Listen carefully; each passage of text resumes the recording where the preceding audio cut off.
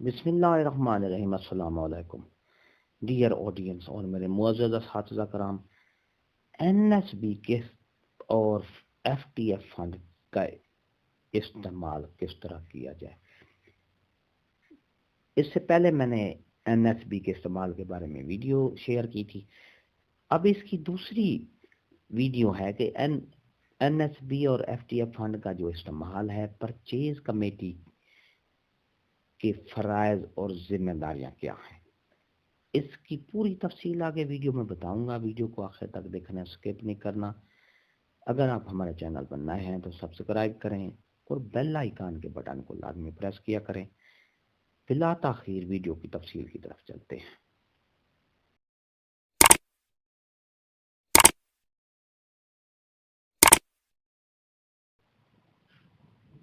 मुअज़्ज़ज़ अस्हातिज़ा कराम, एनएसबी के फंड के इस्तेमाल में 3 कमेटियां थीं। नीड असेसमेंट कमेटी, नंबर 2 दूसरी है परचेज कमेटी। इसके फराइज और जिम्मेदारियां क्या हैं, आज हम आपको इसके पूरी तफसील से बताएंगे कि परचेज कमेटी के क्या फराइज हैं और जिम्मेदारियां क्या हैं। एनएसबी फंड के इस्तेमाल में जो कमेटी बनाई गई है, परचेज कमेटी, उसकी फराइज और जिम्मेदारियां क्या हैं, ये तफसील से आपको बताऊंगा। वीडियो को आखिर तक देखना है।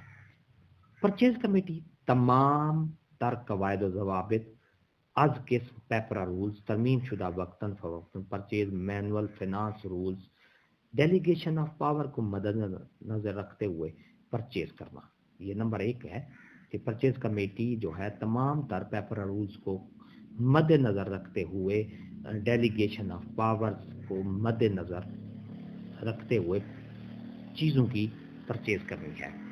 नंबर 2, सरबराह इदारा की तरफ से स्कूल काउंसिल की मंजूर या तौसीक शुदा फहरिस्त के मुताबिक सामान की खरीद या मुरम्मत करवाना।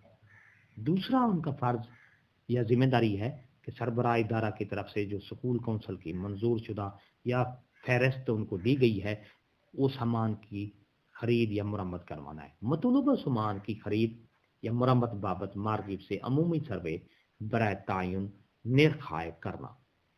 कवायद की नंबर 4, कवायद की रोशनी में सामान की खरीद सिंगल कोटेशन या कम अज कम 3 कोटीन सरबा मोहर बाजरिया रजिस्टर्ड पार्सल एफबीआर से रजिस्टर्ड फार्म हाई से की जाए। अगर कोटेशन की हद ज़ायद रकम की खरीदारी करना मतलूब हो तो टेंडर के जरिए की जाए। कोटेशन या टेंडर के जरिए वसूल शुदा बड बाय को मरवजा कवायद की बिड बाय मरवजा कवायद की रूह से फाइनेंशियल बिड और टेक्निकल बिड को प्रोसेस किया जाए। तमाम फर्माए की तरफ से दिए गए निर्खाए का एटम वाइज मवाजना तकाबली जायजा किया जाए। एटम वाइज लोवेस्ट बिडर को सप्लाई ऑर्डर टेंडर में दी गई शराइत के मुताबिक दिया जाए। सप्लाई वसूल करने के बाद टेक्निकल वेरिफिकेशन कमेटी से पड़ताल करवाई जाए। टेक्निकल वेरिफिकेशन कंपनी की तफसीली रिपोर्ट की रोशनी में परचेज कमेटी सरबराह इदारा डीटीओ को बागत अदायगी रकम तहरीर करेगा।